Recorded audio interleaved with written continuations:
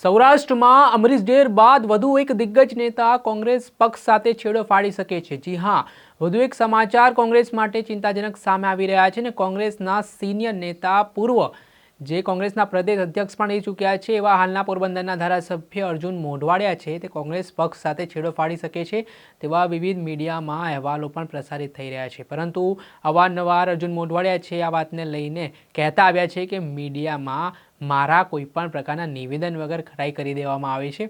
આ બાબતને લઈને આગામી સમય બતાવશે, પરંતુ અર્જુન મોઢવાડિયા શું કામ રાજીનામા આપવા જઈ રહ્યા છે વાત કરીશું આ વિડીયોમાં।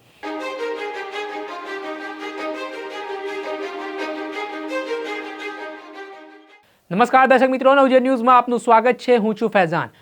ભારતીય જનતા પાર્ટીનું ઓપરેશન લોટસ છે તે આગામી લોકસભાની ચૂંટણી પહેલા પૂરજોશમાં ગુજરાતમાં ચાલી રહ્યું છે। એક બાદ એક કોંગ્રેસના દિગ્ગજ જૂના નેતાઓ છે તેમને તોડવાના પ્રયાસો કરવામાં આવી રહ્યા છે, જેમાં હાલ તાજેતરમાં સૌરાષ્ટ્રના રાજુલાના પૂર્વ ધારાસભ્ય અમરીશ ડેરને જે તોડવાની વાત છે તેને લઈને અમરીશ ડેર છે તે રાજીનામું આપશે તેવી પણ ચર્ચાઓ વેગવાન બની છે।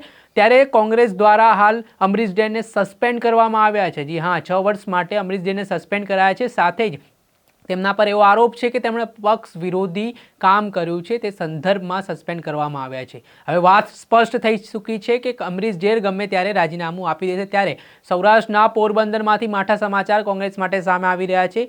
કોંગ્રેસના દિગ્ગજ નેતા અને હાલના પોરબંદરના ધારાસભ્ય અર્જુન મોઢવાડિયા પણ રાજીનામું આપે તેવી શક્યતાઓ વ્યક્ત કરાઈ રહી છે। વિવિધ મીડિયા અહેવાલોમાં છે તે કોંગ્રેસના ધારાસભ્ય અર્જુન મોઢવાડિયા રાજીનામું આપે તેવી વાત છે તે સામે આવી રહી છે। જોકે આને લઈને તેઓ ભૂતકાળમાં જે વાત કહી ચૂક્યા છે, અગાઉ પણ અર્જુન મોઢવાડિયાના રાજીનામાને લઈને ઘણી અટકળો ચાલી હતી, પરંતુ તેમણે ટ્વિટર ઉપર આ પોતાની સ્પષ્ટતા મૂકી હતી અને આ પ્રકારના સમાચાર છે તે પાયા વિહોણા ગણાવ્યા હતા। પણ અત્યારે અર્જુન મોઢવાડિયા તરફથી કોઈ સત્તાવાર જાહેરાત છે તે કરવામાં નથી આવી, પરંતુ અર્જુન મોઢવાડિયા અને અમરીશ ડેરની નારાજગી પાછળનું કારણ એક રામ મંદિર હોવાનું પણ સામે આવે છે।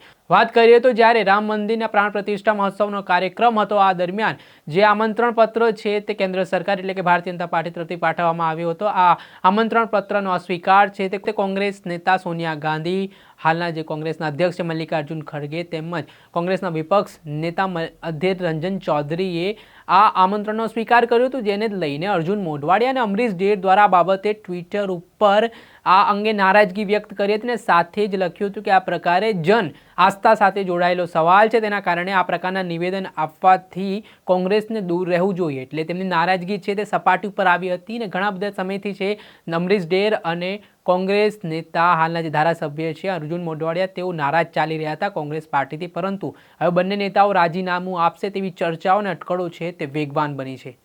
આવા જ રીતે રાજકીય અપડેટો સાથે જોડાયેલા સમાચાર આપના સુધી પહોંચાડતા રહીશું, એટલે નવજીવન ન્યૂઝની ચેનલને આપ લાઇક કરો, સબસ્ક્રાઇબ કરો અને વધુમાં વધુ શેર કરો।